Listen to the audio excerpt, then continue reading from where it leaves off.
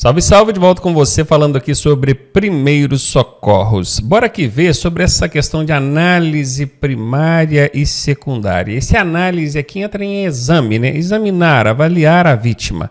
Tem aqueles procedimentos primários que a gente faz primeiros e alguns secundários. A gente vai tratar de todos eles aqui na sequência. Avalia a vítima da cabeça aos pés, em busca de lesões que, apesar de sua gravidade, não colocam a vítima em risco iminente de morte. Verifique, então, cabeça, analisando crânio e face, possíveis alteração de coloração, cortes, ferimentos, afundamentos, protuberância. Protuberância é o que a gente chama de galo, né? Deu um galo na cabeça. O afundamento é quando bate e afunda. Curiosamente, gente, o galo, a protuberância, ela não chega a ser um problema grave. Já o afundamento, sim. Quando a pessoa toma uma pancada na cabeça e fica fundo ali, aí é preocupante. Já a protuberância, nem tanto. Analisar pescoço, observando por edemas. Edema é inchaço, tá? Cortes, perfurações. Aí você vem, pegou na cabeça, vem descendo, né? Observar os olhos, orelha, nariz e boca. Curiosamente, esse olhos, orelha, nariz e boca deveriam estar antes aqui, né? Depois é que vem o pescoço. Você começou lá em cima, ficou fora de ordem aqui. O tórax, então, região do peito, né, observando inchaço, objetos encravados, né, fraturas. Depois a gente vai ver sobre objetos encravados aqui no tórax. Uma fratura, pode ter uma costela fraturada ou coisa do tipo. No abdômen, já na região da barriga, os 4 quadrantes se divide ali em forma de X, pegando o meio desse X, não, de cruz, né? O meio dessa cruz sobre o umbigo e analisa ali, apalpando para ver se a pessoa sente dor, possíveis hemorragias ou lesões internas. O dorso, parte das costas ali, observando edema, afundamento e deformidades. A pelve, já descendo um pouco mais na região de quadris, observando hematomas, né, que é arroxeamento, sangramento pelas cavidades, né, quais as cavidades que a gente tem na pelvis aí. Aí vocês já conhecem. E extremidades, que são mãos e pés. Observar se há amputações, cortes, fraturas e tal. Fez essa análise pegando de cima a baixo, a gente prossegue, então, para o protocolo XABCDE. Nesse protocolo XABCDE, cada letra representa um procedimento. Não precisam se assustar com isso, não, tá? O Detran normalmente não bate muito em cima desses termos técnicos, não. É só para a gente manter aqui o avanço da disciplina de forma organizada e entender tecnicamente como é que funciona. Mas vejamos, então. Após avaliar os riscos, sinalizar o local e chamar o resgate, veja bem. Isso é naqueles procedimentos iniciais, sinalizando a pista, chamou o resgate. Até aqui, beleza. Faça a análise primária e secundária das vítimas, que é o que a gente vem fazendo aqui, né? No protocolo XABCDE, cada letra dessa vai representar um procedimento da seguinte maneira. Hemorragia externa grave. Se a primeira coisa que você vai observar, hemorragia, perda de sangue. Quando essa hemorragia é grave, o risco de morte é iminente. A pessoa, numa perda excessiva de sangue, ela pode chegar a quadros irreversíveis em aproximadamente 5 minutos. Então, quer dizer, não dá para esperar o socorro especializado. Alguma coisa precisa ser feita antes, pelo menos, para diminuir, amenizar, conter esse sangramento. Então, tá aí, identifique e estanque antes de qualquer outra coisa, tá? Inclusive, essa letra X, ela é tão séria, esse procedimento da hemorragia externa grave, que ela é tão séria que ela foi inserida posteriormente. Esse protocolo, ele começou há alguns anos apenas nas letras A, B e C. Depois estenderam para D e E e agora quando eu falo, desde 2015, na verdade, né? Incluíram aí a letra X antes de tudo, para vocês perceberem a necessidade de dar uma atenção especial para essa perda excessiva de sangue aqui, tá? Na letra A é o protocolo da abertura das vias aéreas com controle da cervical. Abertura das vias aéreas é uma preocupação manter a vítima respirando. Então ali você vai observar se tem alguma coisa dentro da boca dela, se a língua caiu para dentro da garganta. Detalhes a gente vai ver já, tá? Nos próximos slides aí. A letra B, boa ventilação. Ela tem que ter boa ventilação e a respiração tem que ser adequada. Veja, sinta e escute.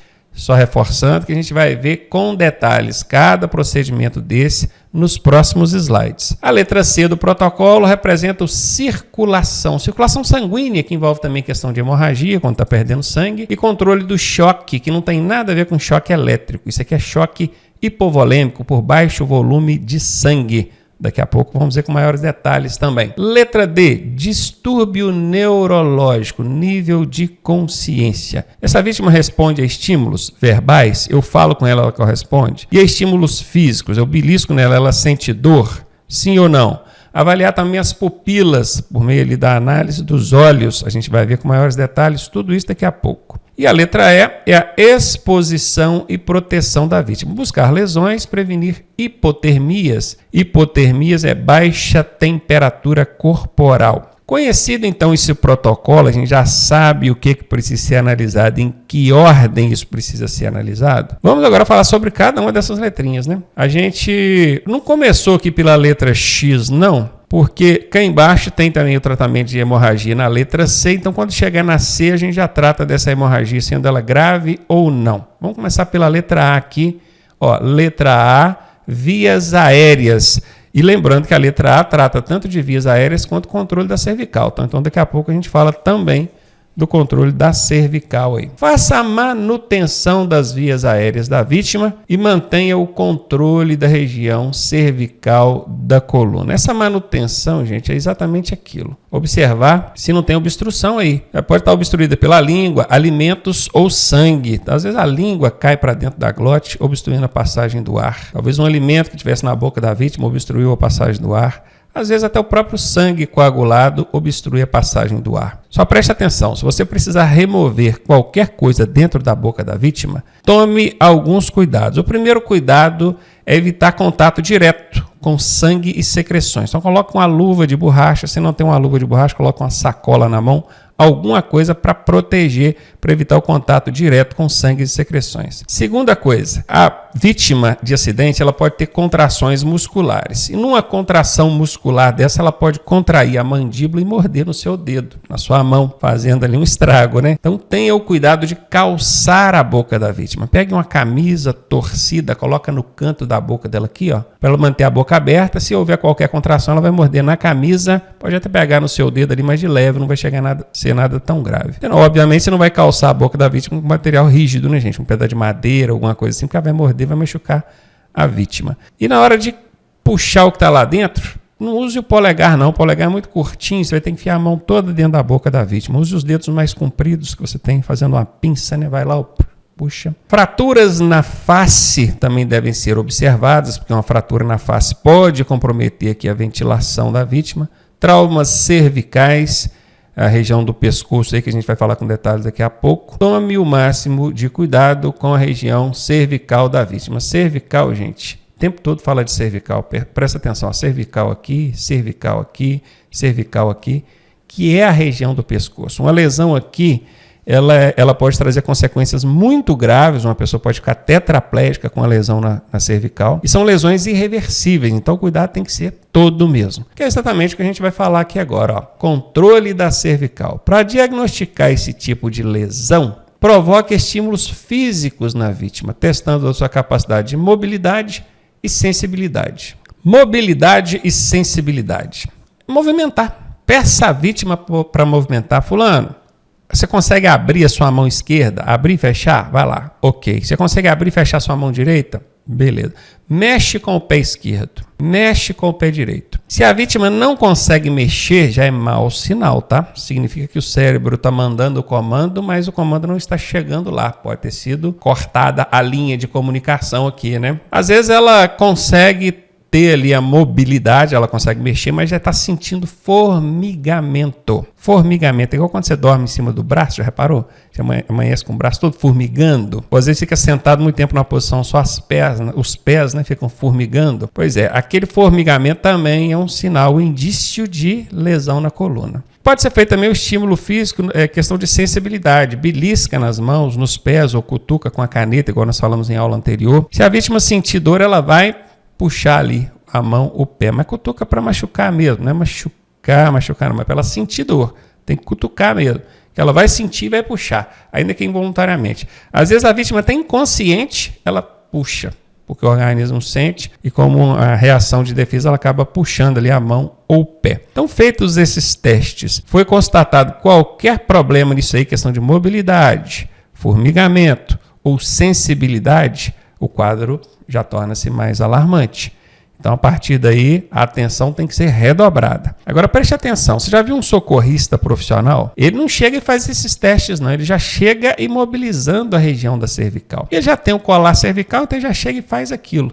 Você não, você vai ter que improvisar um. Por isso que, às vezes, ao invés de você ficar perdendo tempo ali fazendo uma imobilização de cervical que não tem nada, né? Você já fez os testes e percebeu que não tem nenhum sinal que te faça entender que há uma lesão mais grave, então para que você ficar imobilizando cervical, né? Mas o socorrista profissional não, a coisa é tão séria que ele já chega, já tem o colar lá, ele já chega e imobiliza. É o que está na imagem aqui, ele tem um colar profissional, olha só que coisa linda, ó. Colocou aí, ó. Então tá aí, caso a suspeita se confirme, imobilize a região do pescoço utilizando um colar cervical. Mas você tem um colar cervical no seu carro, igual esse aqui? Certamente não. Então você vai fazer o quê? Você vai improvisar. Como é que improvisa um negócio desse, professor? Papelão, pega um pedaço de papelão dobrado e tem que ter mais ou menos a extensão aqui, ó, do pescoço da pessoa com a cabeça estendida. Esse aqui, ó. Desse tamanho aqui. Dobrou aquele papelão ali, colocou aqui apoiando o queixo, de maneira que ela não consiga abaixar o queixo, nem movimentar a cabeça para os lados. Coloca outra aqui atrás, prende com a fita de qualquer coisa que você tiver ali, pode ser um pano rasgado, amarra aquilo ali só para prender e ela ficar com o pescoço imobilizado. A aba do boné também costuma encaixar direitinho aqui, ó. Só aquela aba do boné, sabe? Dobra o boné para dentro, põe a aba aqui, um atrás, outro na frente, prende ali, improvisou. Enfim, cuidado com isso aqui, tá? Região cervical. Perceba que nós ainda estamos na letra A do protocolo, tá? Letra B agora do protocolo, onde cuida ali da respiração e ventilação. Feita a manutenção das vias aéreas, é hora de observar se a respiração ocorre de forma adequada. Veja, escute e sinta. Observe aqui a posição desse socorrista. A primeira coisa, gente, é o lado que você deve se posicionar. Esse socorrista se posicionou do lado direito da vítima. Por que ele faz isso? Porque até na hora dele fazer uma reanimação cardíaca, depois vocês vão ver que isso faz a diferença. E ele está aqui, ó. O que ele fez? Ele aproximou. Primeira coisa, né? Ele botou uma mão na testa da vítima, outra no queixo, e elevou o queixo da vítima com o pescoço estendido para ter certeza que o ar está circulando. Aí ele chegou aqui o ouvido perto da boca da vítima, porque assim ele vai perceber por meio de escutar ou sentir ali, né, a ventilação saindo do nariz e boca. Dificilmente na prova eles falam boca, eles vão falar vias aéreas superiores. Vias aéreas é por onde o ar passa. E ele vai ver também, perceba que o olhar dele está direcionado para o tórax e para o abdômen da vítima. Ou seja, percebendo aqui, observando se há elevação dessa região, pois se assim acontecer, ele vai ver que existe movimento respiratório ali. Agora preste atenção nisso aqui, ó. A respiração artificial é aquela feita de forma não natural. Claro, né, gente? Existe o natural e existe o artificial. Se a vítima não respira naturalmente, é necessário que seja feita uma respiração artificial, porque sem ar o quadro dela vai se agravar. Contudo, preste atenção no que está escrito aqui, ó. A respiração artificial preste atenção nisso, hein? Só pode ser executada com equipamentos próprios e por pessoal treinado. Isso que vocês estão vendo aqui chama-se Pocket Mask. É uma máscara onde ela é colocada sobre o nariz e boca da vítima e o socorrista chega e sopra naquela máscara, então insuflando o ar para dentro dos pulmões da vítima. Você já deve ter visto muito em filme, novela, na televisão, o boca a boca, né? Onde você coloca a boca sobre a boca da vítima. Pois é, mas esse procedimento boca a boca, ele não faz mais parte do socorro do leigo. Você que é leigo, eu que sou leigo, nós não somos socorristas, nós somos motoristas que chegamos ali e precisamos fazer algo. Então você não tem uma máscara dessa, tem? Não tem. Então, o boca a boca você não vai fazer. Isso não é mais procedimento adequado para socorrista leigo. Está escrito aqui, ó. Somente pode ser executada com equipamento próprio e por pessoal treinado. Você nem tem o equipamento e nem tem o treinamento, então respiração artificial você não vai fazer. Significa que acabou? Não existe mais a respiração artificial? Existe, só que ela tem que ser feita por pessoal treinado e com equipamento adequado. Você, eu, meros motoristas que estamos ali para fazer alguma coisa, não podemos fazer respiração artificial na vítima. O protocolo C ainda inclui aí circulação e controle da hemorragia. Circulação justamente relacionada aí à circulação sanguínea. Controle da hemorragia Quer dizer, se há uma perda de sangue, a gente precisa controlar. Analise a vítima a fim de diagnosticar possíveis hemorragias. Já sabemos que hemorragia é perda de sangue. E também falhas circulatórias, problema na circulação do sangue ali. Hipotensão arterial. Essa hipotensão é baixa pressão arterial. Você já viu? Você já mediu pressão alguma vez na sua vida? Acho que todo ser humano já teve a pressão medida alguma vez. Eles colocam aquele aparelho no braço da gente, apertam uma bombinha que ele vai apertando o braço da gente, aí daqui a pouco ele solta, tem um reloginho lá que para 2 vezes ali e mostra qual é a pressão arterial. Tá vendo esse hipotensão? Vamos separar essa palavra aqui em duas, ó. Hipo é um prefixo que significa baixo, pouco. Guardou isso? Toda vez que aparecer esse hipo em qualquer palavra, você já sabe que significa baixo. E essa tensão é a pressão arterial. Então, o que aconteceu com a pressão arterial da pessoa aqui? Baixa pressão arterial. Em vítimas de traumas, deve ser considerada como consequência de hipovolemia. Vamos de novo separar a palavra aqui no meio. O que o hipo significa? Baixo. Volemia vem de volume. Nós estamos falando de quê? De sangue, circulação sanguínea. Então, o volume sanguíneo está baixo. O que vai acontecer? Baixa pressão arterial. Apesar disso estar escrito aqui, a gente saber disso, dificilmente nós vamos conseguir constatar isso aqui na hora, porque a gente não anda também com um aparelhinho de pressão dentro do carro, né? Bom, a maioria das pessoas não, né? Ok, então você vai verificar o quê? Nível de consciência da vítima. Conforme ela perde sangue, quanto mais sangue ela perde, menos consciente ela fica. Ela vai ficando fraquinha, já não começa a ouvir muito bem, já não consegue mais corresponder, vai ficando molinha, até ficar totalmente inconsciente. Coloração da pele. O que acontece com a pessoa quando ela perde sangue? Fica pálida, branca, não é mesmo? Frequência e amplitude de pulso. Bom, você não tem um aparelho para medir pressão, mas você consegue contar qual é a pulsação dessa pessoa. O ideal para um adulto seria entre 80 e 100. Se está muito abaixo disso, é porque ela está perdendo circulação ali. E amplitude quer dizer a força, né? A pressão que esse sangue está pulsando ali. Se você sente o pulso com facilidade, significa que está pulsando bem. Agora, se está fraquinho, bom, essa amplitude está diminuindo. Perfusão capilar nas extremidades. O que é perfusão, professor? Se você pegar o seu dedo e apertar a ponta do seu dedo por alguns segundos, vamos botar 30 segundos, fica apertando aqui. Na hora que você soltar, ele está branquinho, mas logo o sangue volta. Questão de 1, 2 segundos no máximo. Uma pessoa que perdeu sangue, está com baixo volume sanguíneo, está com hipovolemia, que é o que a gente viu ali, essa retomada do sangue nessa região demora mais que 2 segundos. Então, fazendo esse teste,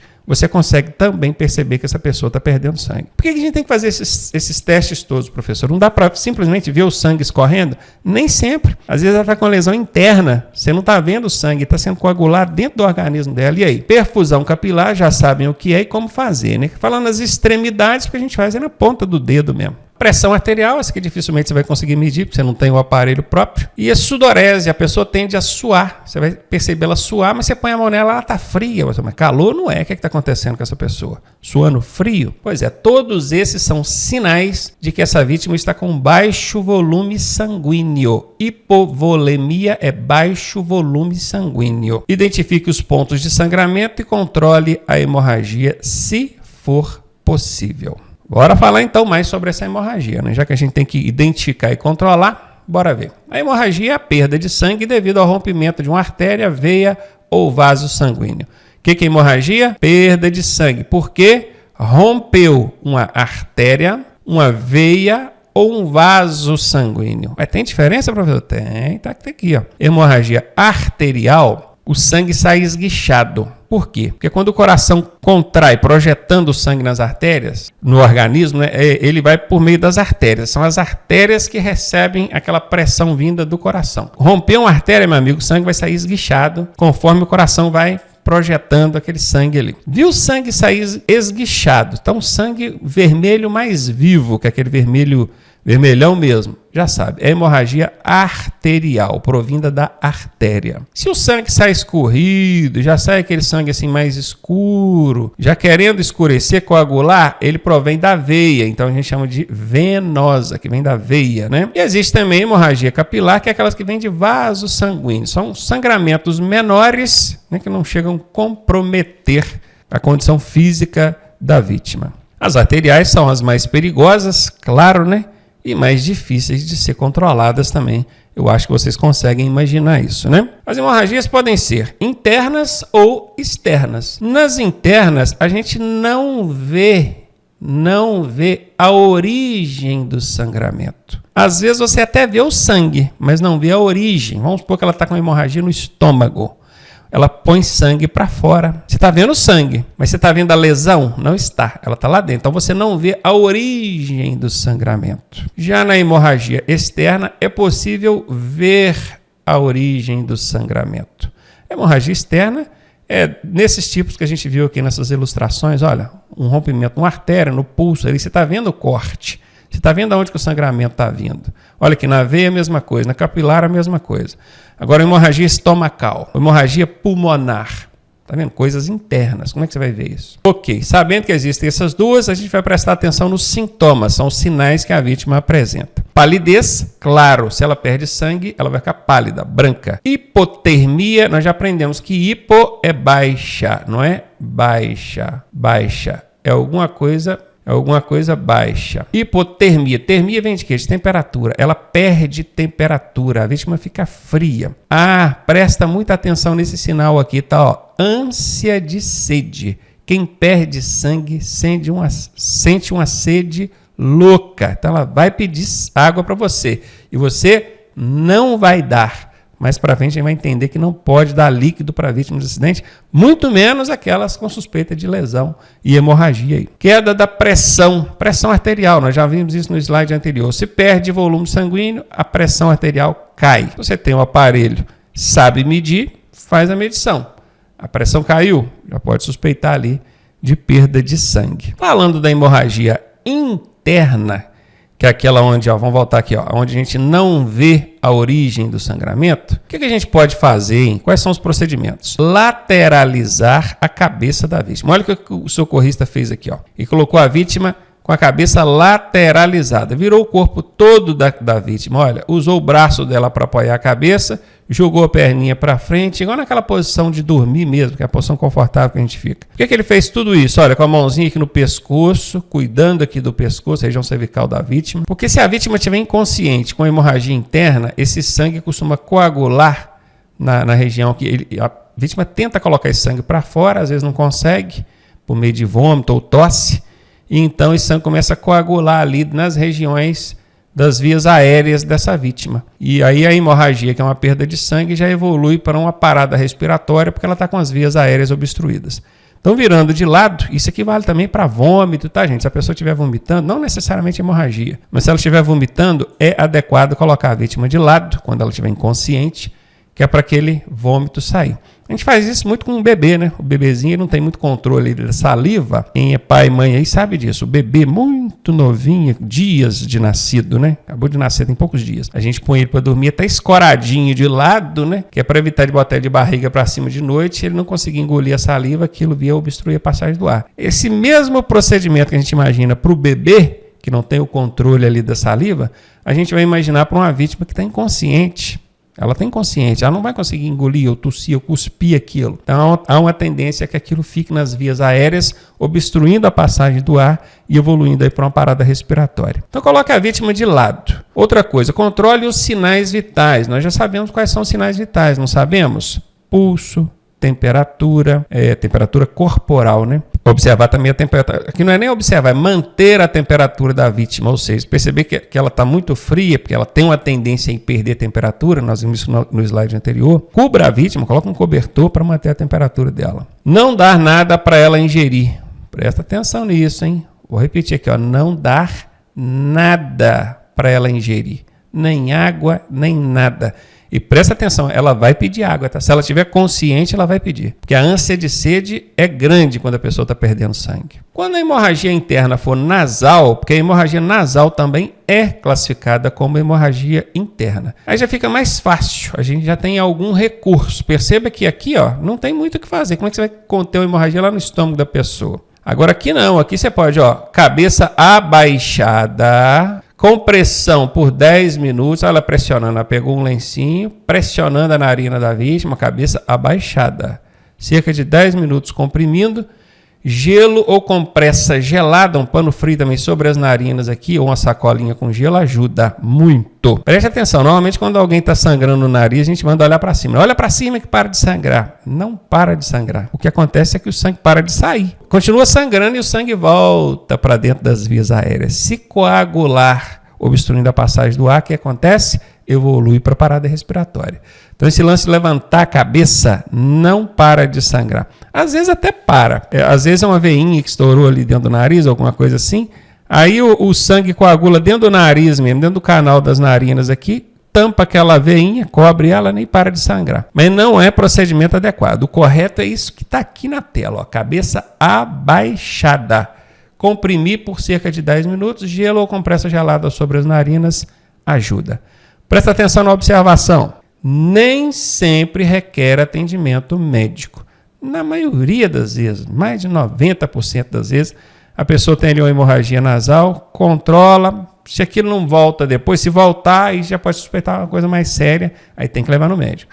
Agora, se não voltar mais, normal. Quem que nunca sangrou o nariz aí? Acho que todo mundo, né? Eu, algumas vezes na minha vida, todo mundo. Nem sempre vai requerer atendimento médico. Por que tem essa observação aqui? Porque nas hemorragias internas, sempre requer atendimento médico. Presta atenção nisso que eu estou falando. Nas hemorragias internas, sempre requer atendimento médico. Só a hemorragia nasal que tem essa exceção. Utilize EPI, que é equipamento de proteção individual. Pode perceber que a moça aqui está usando uma luva, tá vendo? Ela não é boba, não. Evite contato direto com sangramentos ou secreções. Agora, quando a hemorragia for externa, aquela onde você vê a lesão e vê o sangramento, você sabe onde está a origem do sangramento e consegue conter aquilo. O que você vai fazer? Você vai comprimir o local. Olha aqui, ó, a pessoa teve um corte na canela. O que a pessoa fez? Botou um pano dobrado ali e apertou. Tem alguns cuidados que a gente deve tomar em relação a isso aí. Por exemplo, se o sangramento for muito grande, aí você tem a brilhante ideia de pegar uma toalha de banho,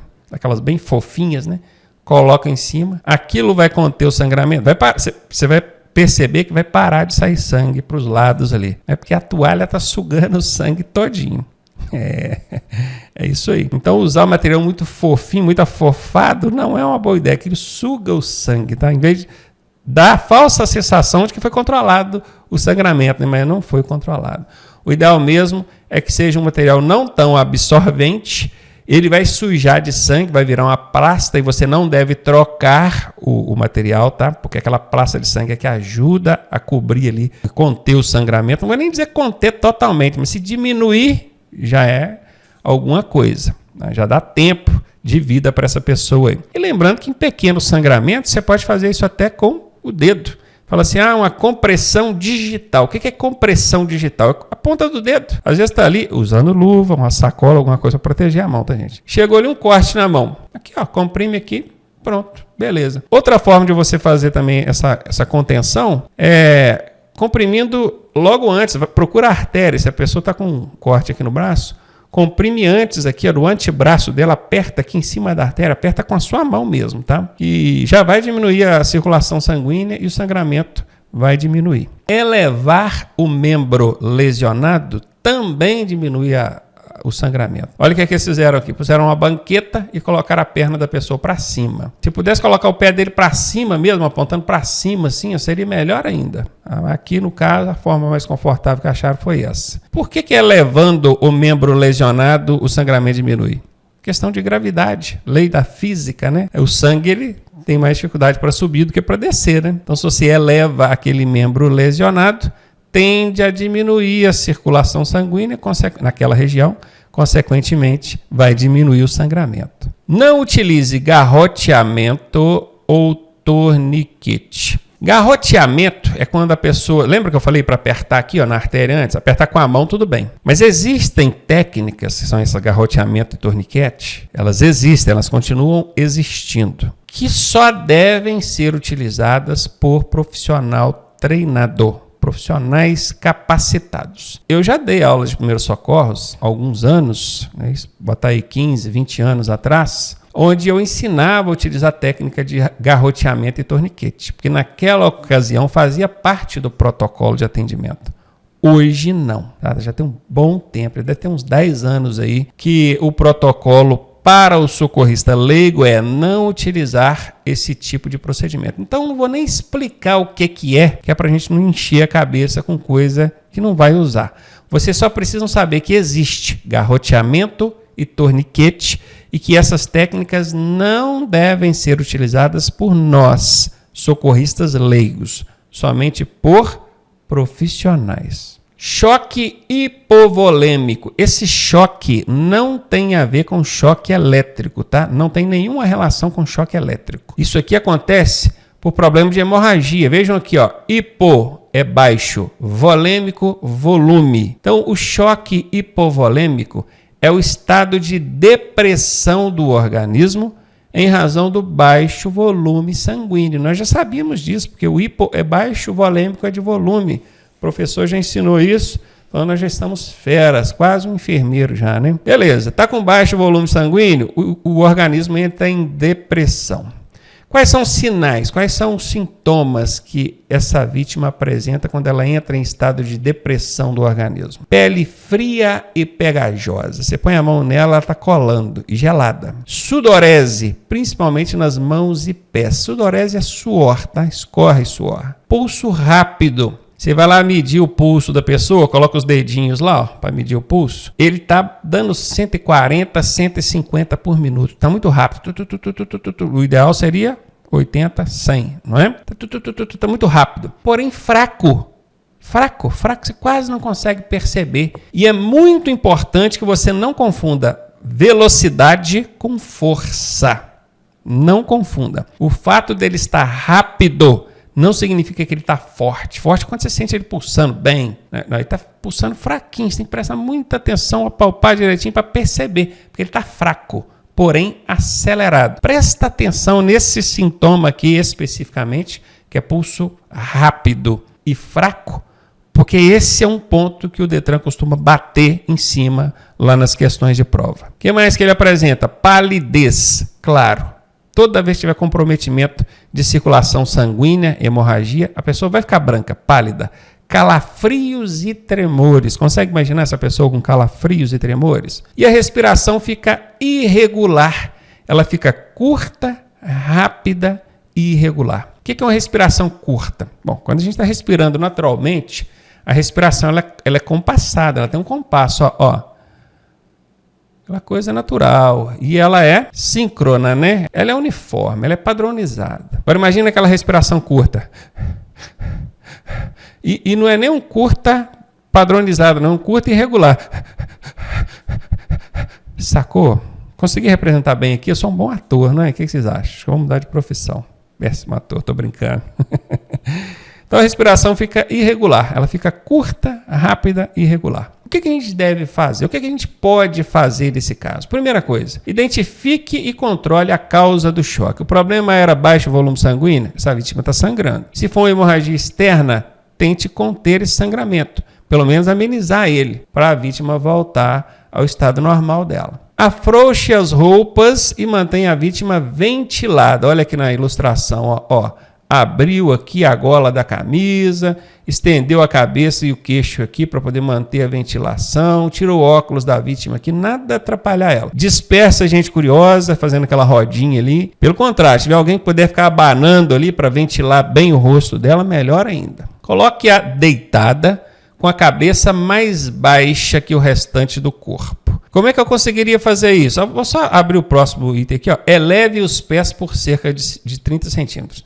Se tiver uma tábua, por exemplo, você coloca a vítima deitada na tábua, coloca um tijolo, uma pedra lá na parte dos pés e coloque os pés dela, coloca essa vítima deitada sobre a tábua com a cabeça para baixo e os pés para cima. Para que isso, professor? Porque o problema de depressão aqui, ele aconteceu por baixa circulação sanguínea. O cérebro, que é o computador que comanda o organismo do cara aqui, ele precisa de oxigenação. E essa oxigenação, ela acontece por meio da circulação sanguínea. Aí você pensa, esse cara sentado ou em pé, pela gravidade, pela lei de Newton, né? Isaac Newton, pela gravidade, que os objetos tendem a cair e para baixo, para o chão. Se essa pessoa estiver sentada, o sangue vai circular menos ainda na cabeça dela. Agora imagina se você coloca ela com as pernas elevadas e com a cabeça para baixo. Ó, pernas para cima, cabeça para baixo.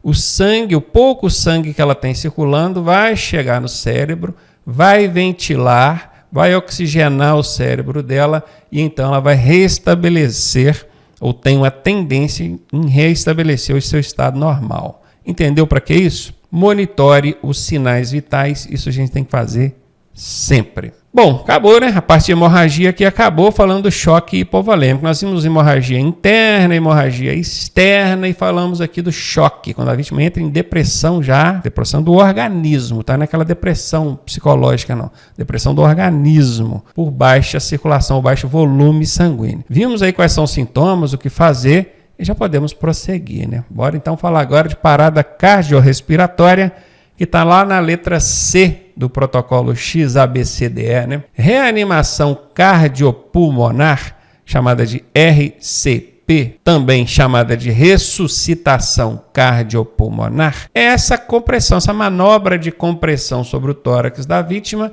para fazer o coração bombear o sangue novamente. Eu me lembro de numa determinada ocasião ter sido chamado a atenção até por um profissional da área de saúde por ter utilizado o termo ressuscitação cardiopulmonar. Dizendo que não se ressuscita. Se a vítima morreu, já era. Mas, na verdade, não é exatamente isso. É uma ressuscitação do funcionamento do órgão que foi paralisado, que é o coração. Na ocasião, obviamente, eu respeitei a opinião do profissional, que ele é o profissional, estudou para isso. Mas eu sempre fico com aquilo na cabeça. Quando a pessoa está certa, eu corrijo a minha forma de dizer, de falar, de me comunicar. Mas eu fui pesquisar e vi que o termo ressuscitação cardiopulmonar é sim utilizado dentro do meio profissional e dentro dos protocolos de saúde. Então, tanto faz. Reanimação ou ressuscitação cardiopulmonar. A compressão torácica, ou seja, você vai comprimir o tórax da vítima, é a base fundamental para reanimar essa vítima, no caso, reanimação cardiopulmonar. Primeiro a gente precisa ver aqui os sinais, né? Sintomas são sinais de uma parada cardíaca. Quais são os sinais? Inconsciência. A vítima estará inconsciente, palidez excessiva, ela está muito branca, ausência de pulsação e batimentos cardíacos, obviamente se o coração parou, ela não pulsa. Como é que a artéria vai pulsar se o coração não está projetando sangue pela artéria, né? Pupilas dilatadas, eu sei que vocês estão curiosos, daqui a pouco a gente vai chegar lá na parte das pupilas, então nós vamos falar delas, tá? Aguenta mais um pouquinho. Os lábios, língua e unhas ficam azuladas. Isso aqui chama-se cianose, tá? Se na sua prova caiu alguma coisa falando de cianose, é o arroxeamento ou azulamento dos lábios, língua e unhas. O sucesso da RCP, que é a reanimação cardiopulmonar, está relacionado ao atendimento precoce, ou seja, tem que ser rápido, o quanto antes possível. Idealmente dentro dos primeiros 3 a 5 minutos após o colapso. Bom, aqui ainda nós não vimos como fazer essa RCP. É o que a gente vai ver agora nos 10 passos da RCP. Tá aqui, ó, RCP em 10 passos. O que é esse C aí, professor? Esse C é do protocolo, tá? Nós falamos do XABCDE, nós estamos no C agora. Beleza? Bora ver. Primeiro passo, vítima em decúbito dorsal. O que é decúbito dorsal, professor? É deitado de costas para o chão. Quando fala-se decúbito ventral, aí é de barriga para o chão. Decúbito dorsal é de dorso para o chão. O dorso, as costas. Ela precisa estar sobre uma superfície rígida. Se você colocar sobre um colchão, você vai apertar o peito, ela vai afundar as costas no colchão, não vai adiantar nada. Localize o ponto de compressão. Onde é esse ponto de compressão? Onde é que eu vou comprimir, professor? É sobre o osso chamado externo. Eu sei que a palavra externo externo é escrito com X, mas isso aqui não é o externo de para fora, esse aqui é o externo nome do osso. Como é nome do osso, quem botou o nome colocou com S, e ele pode, é problema dele, né? Quem é o pai aí que colocou o nome desse osso? Então é com S mesmo, tá, gente? O osso chama-se externo, é o nome desse osso, e tem exatamente onde a ilustração está mostrando aqui, ó. Você tem os mamilos, a linha dos mamilos, exatamente nesse ponto onde está o quadrículozinho azul, é que é o osso externo. É aqui que você vai fazer compressão. Professor, mas o coração não fica do lado esquerdo? Eu deveria comprimir do lado esquerdo. Não, isso é um mito, tá, gente? O coração fica no meio do peito, exatamente atrás desse quadrículozinho azul aqui, ó. O terceiro passo é usar a base da mão, ambas sobrepostas. Olha para mim aqui, ó. Base da mão é isso aqui, ó. Não vai usar o meio nem a ponta da mão, é a base da mão. Mãos sobrepostas, uma sobre a outra, faz isso e comprima aqui, com essa parte. Posicione-se no ângulo de 90 graus. 90 graus é quando está bem reto, ó. Aqui está mostrando, ó. Perceba que o socorrista, ele não está com o braço nessa posição, ó, e nem nessa posição. Ele está com o braço exatamente em 90 graus, ó, de cima para baixo, retinho, que é o posicionamento correto. O que mais? Desloque aproximadamente 5 centímetros o tórax da vítima. 5 centímetros é mais ou menos um tanto assim, ó. É isso aqui que você vai ter que apertar. Tem que afundar bastante ali. Faça, no mínimo, 100 compressões por minuto. Professor, se eu conseguir fazer 300, pode? Dificilmente você vai conseguir fazer 300. Se você conseguir fazer as 100 aqui, já está de muito bom tamanho. Aqui, né, no protocolo não fala o limite máximo, fala que tem que ser no mínimo 100. Então vamos nos prender a esse dado, tá? Se tem um limite máximo, não existe em protocolo de atendimento. Então, no mínimo 100 compressões. Vamos trabalhar na variação entre 100 e 120. Dificilmente você vai conseguir fazer mais do que 120 também. As manobras devem ser ininterruptas, ou seja, não pode ser interrompida. Se você cansar, troque com outra pessoa. E você vai cansar, tá? Se não, você vai cansar. Troque com outra pessoa para ela continuar. Isso não pode parar. Reveze com outro socorrista para evitar a fadiga. Está até aí, ó. É o passo número 8. Ó. Revezar com outro socorrista. Reavaliar a vítima a cada 2 minutos para ver se a pulsação não voltou. E, por fim, persistir até a chegada de socorro especializado. Tem tempo máximo para ficar fazendo a manobra, professor? Não tem. Eu já vi relatos de profissionais, socorristas profissionais, dizendo que um motorista começou a fazer manobra de reanimação numa vítima que estava com parada cardiorrespiratória. E segundo esse motorista, depois sendo perguntado pelos profissionais, ele já estava ali há quase 20 minutos. Ele tinha certeza que era mais de 15, mas quase 20 minutos fazendo a reanimação. A vítima não restabelecia o movimento natural do coração e ela sobreviveu, você acredita? Os profissionais chegaram, colocaram ela na aparelhagem, ali por diante, adotaram as providências. Depois, tudo controlado, essa vítima sobreviveu. Agora, aí o socorrista profissional que deu esse curso, esse treinamento pra gente, ele falou, sabe qual que seria a chance dessa vítima sobreviver se não tivesse sido feita essa manobra de reanimação constante ali até a gente chegar? É zero. Dizer que tudo passou de 5 minutos sem pulsação, minha amiga, é zero. Só um milagre pode tirar essa vítima de um quadro de óbito. Então, viram a necessidade de persistência? Eu acho que qualquer pessoa, 5 minutos, 10 minutos, fazendo a reanimação, fez a reavaliação a cada 2 minutos, percebeu que a vítima não restabeleceu, desistiria. Né? Fala assim, não vou continuar, coitado, esse já era, partiu. E então, viu, né? Não tem tempo limite. Comece a fazer esses 10 passos aqui e fique até chegar ao socorro especializado. Se de tudo ela tiver morrido mesmo, não tiver jeito, pelo menos você fez sua parte, você tentou. E a gente vai encerrar aqui, porque a gente tem agora a reanimação cardiopulmonar em crianças e em bebês e recém-nascidos. É um procedimento um pouquinho diferente. Na próxima aula a gente já fala disso.